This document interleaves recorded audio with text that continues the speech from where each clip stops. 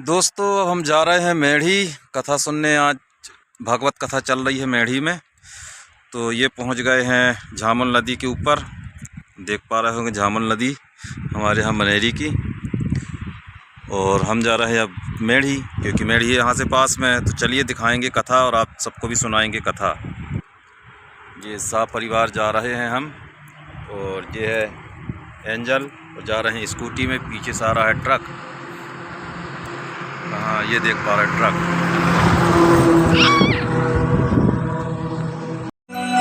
दोस्तों ये अब पहुंच गए हम कथा स्थल पर, जो कि मेढ़ी में चल रहा है भगवत कथा।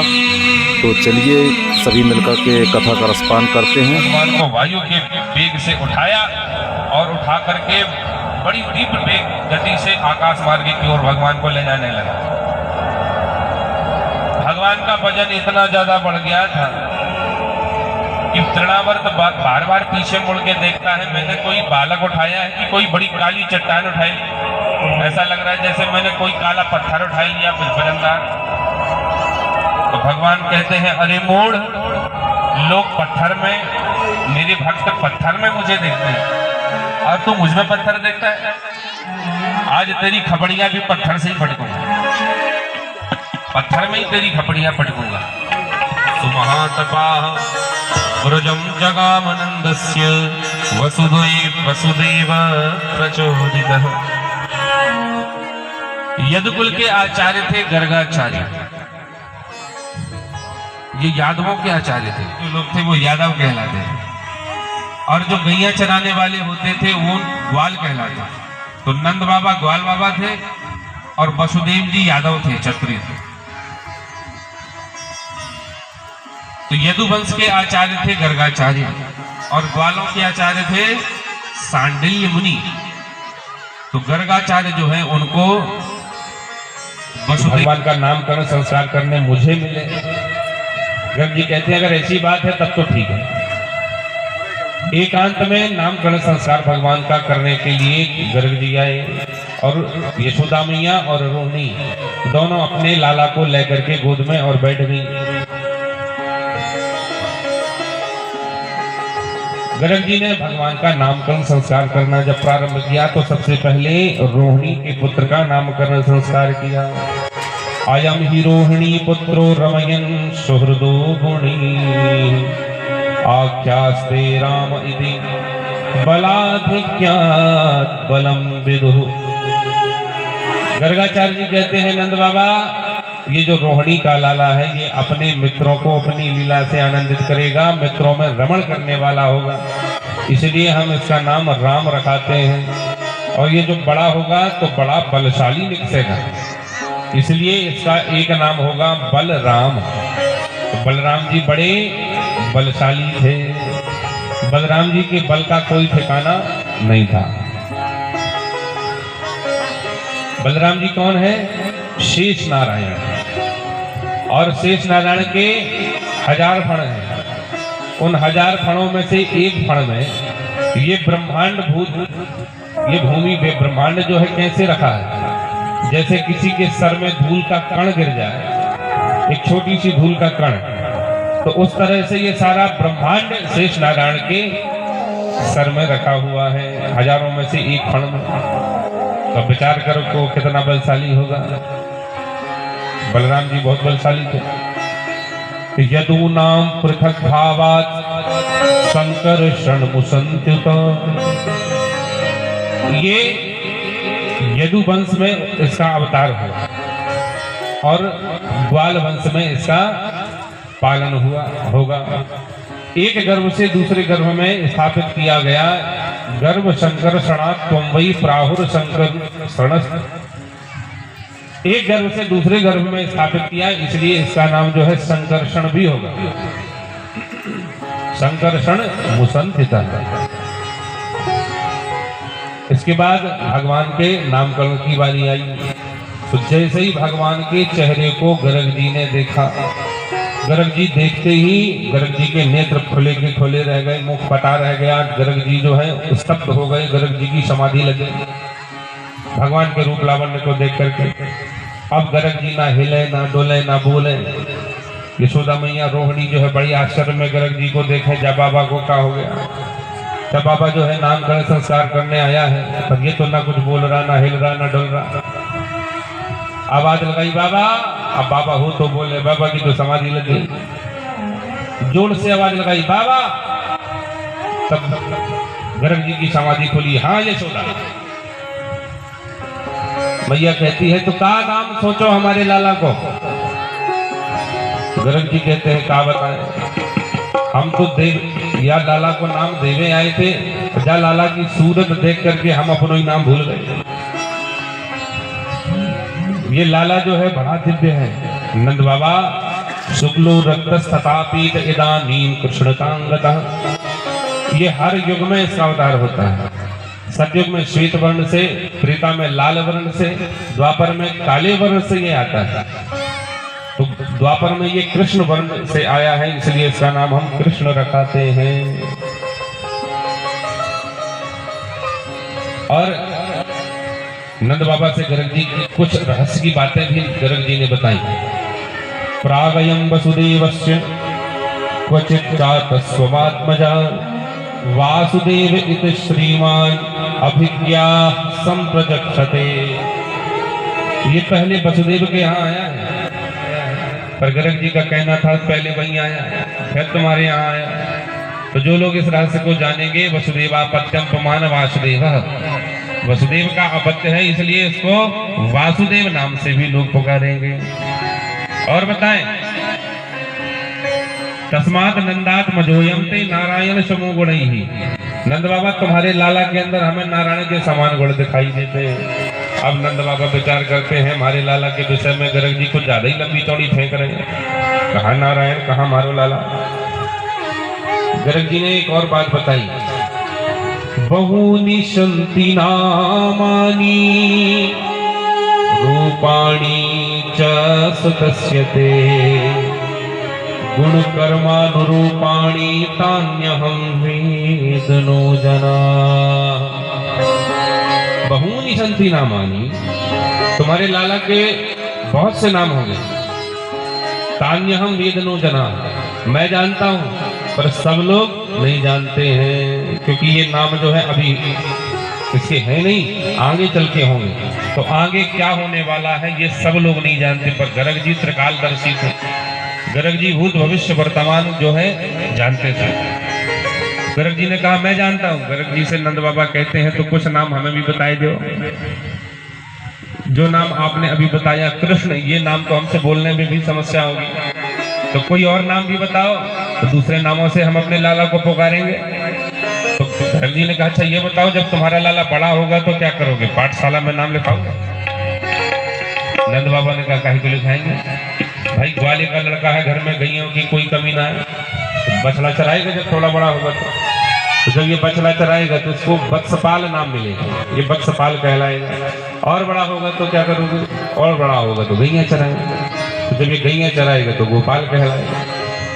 बस ऐसे ही इसके नाम बढ़ते जाएंगे। यशोदा मैया कहती है बाबा हे गर्ग जी, मैंने सुना होगा तो चोर निकलेगा। यशोदा मैया कहती कैसी बात कर रहे हो बाबा, हमारे घर में कोई धन की कमी थोड़ी है, तुम्हारो लाला चोरी करेगो? अरे जा घर में कोई कमी ना है, काहे की चोरी करेगो फिर मेरा लाला? तो गर्ग जी कहते हैं जाऊं ठिकाना नहीं कि काहे की चोरी करता है। ब्रजे बसंतम नवनीत चौरम, गोपांगनानां चतुकूल चौरम, अनेक जन्मार्जित पाप चौरम, चौराग्रगण्यं पुरुषं नमामि। ब्रजे बसंतम नवनीत चौरम, ये नवनीत की चोरी करेगा। अच्छा, और काहे की चोरी करेगा? गोपांगनानां चतुकूल चौरम, ये गोपियों के चित्त को भी चुराएगा। और अनेक जन्मार्जित पाप चौरम, ये लोगों के जो इसकी शरण में आएंगे उन लोगों के पाप को भी चुराएगा। सरंग्यग्नि दंश प्रसि जलद द्विजकंटकेभ्यः। खेलते खेलते कभी तो अस्त्र शस्त्र रखे थे घर में, तो शस्त्रों के पास खेलते खेलते चले जाते, बड़े बड़े शस्त्र रखे रहते। खेलते खेलते कभी कभी जल से भरे कुंड के पास चले जाते, तो यशोदा मैया जो है वो दौड़ करके उठाती, कहीं जल में न डूब जाए। इस तरह से यशोदा मैया की ड्यूटी बढ़ गई और द्विज से भी रक्षा करनी पड़ती। द्विज का मतलब होता है पक्षी। द्विज के बहुत से अर्थ हैं, पर यहाँ द्विज कंठ के प्यार। झुनझन की पैजनिया कान्हा चलने लगे,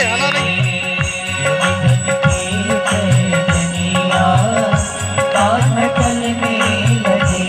कभी पग डगमग कभी गिर ही पड़े, कभी पग डगमग कभी गिर ही पड़े। गिर गिर के कन्हैया संभलने लगे, गिर गिर के कन्हैया संभलने लगे। कान्हा चलने लगे, झुनझन की पैजनिया कान्हा चलने लगे।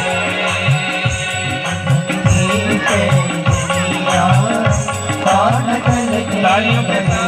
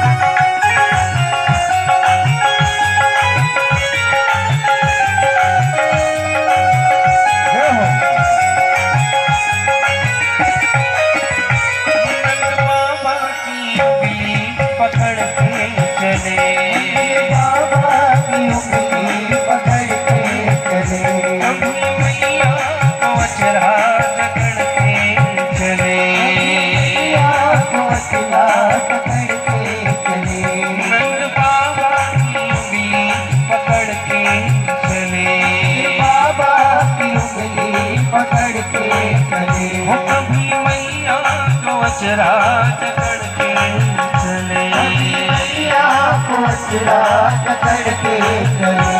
कभी गोदी चढ़ने को मचलने लगे, कभी गोदी चढ़ने को मचलने लगे।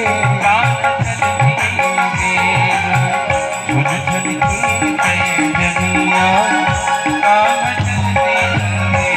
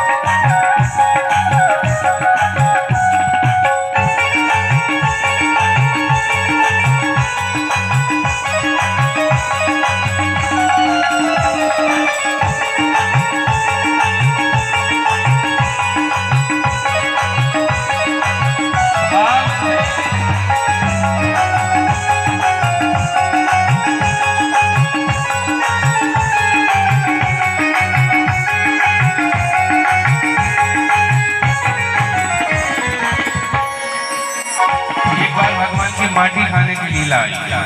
भगवान ने पर माटी खाई, तो जब भगवान ने माटी में भरी, दाऊ कहते हैं कन्हैया तूने मटकी खाई, हम यशोदा मैया से शिकायत करेंगे। भगवान के जितने मित्र थे सभी मित्र जो है कहते हैं हम तो मैया से बताएंगे। और दैववश वहीं यशोदा मैया उसी समय चली आ रही। जैसे ही यशोदा मैया पास में आई, यशोदा मैया के आते ही सभी मित्रों ने एक स्वर में कहा, अरे मैया लाला ने मट्टी खाई है। यशोदा मैया ने पूछा, क्यों रे, तूने मट्टी खाई? तूने मट्टी खाई? अब मुख में ही भरी है, अभी अभी खाई, अभी अभी खाई है, मुख में भरी है। अगर मैं मुख खोलता हूँ, कुछ कहता हूँ, तो अभी पता चल जाए। तो भगवान ने यशोदा मैया की डांट से बचने के लिए माया प्रकट की। और भगवान कैसे हैं, ना, जैसे ही ना बोला तो मुख खुल गया। मुख खुला, मुख के अंदर यशोदा मैया को मट्टी तो नहीं दिखी, पर मट्टी के बड़े बड़े पर्वत पहाड़ दिखाई देने लगे। बड़े बड़े पर्वत पहाड़, नदी, तालाब, समुद्र, ग्रह, नक्षत्र, तारा, सारा ब्रह्मांड यशोदा मैया ने लाला के मुख में देखा। जैसे छोटे से मोबाइल में अंदर सारा ब्रह्मांड, जो हमारे गरीबों के घर में, ऐसे ही भगवान ने अपने मुख में ही सारा ब्रह्मांड यशोदा मैया के भाव समझ में यशोदा मैया क्या देखा, जिस स्थान पर बैठ करके यशोदा मैया लाला को डांट रही है, वो दृश्य भी यशोदा मैया ने लाला के मुख के अंदर जाकर मक्खन चुरा करके खाया। भगवान का बड़ापन है।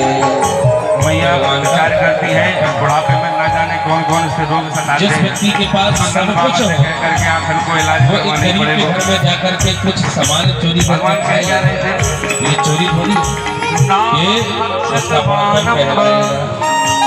जो अखिल ब्रह्मांडपति महाविराट के पिता है, योगेश्वरेश्वर भगवान श्री कृष्ण है, वो ग्वालन के घर में जाकर के मक्खन चुराई करके सारे सब झूठ बोल रहे हैं।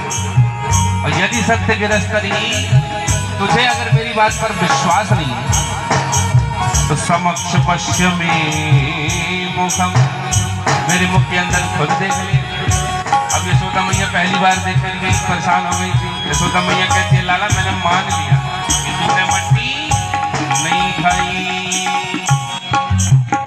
कभी आंगन में माटी खाने लगे, कभी आंगन में माटी खाने लगे, कभी माखन की चोरी करने लगे, कभी माखन की चोरी करने लगे, कभी मैया यशोदा कुचलने लगे, कभी मैया यशोदा कुचलने लगे।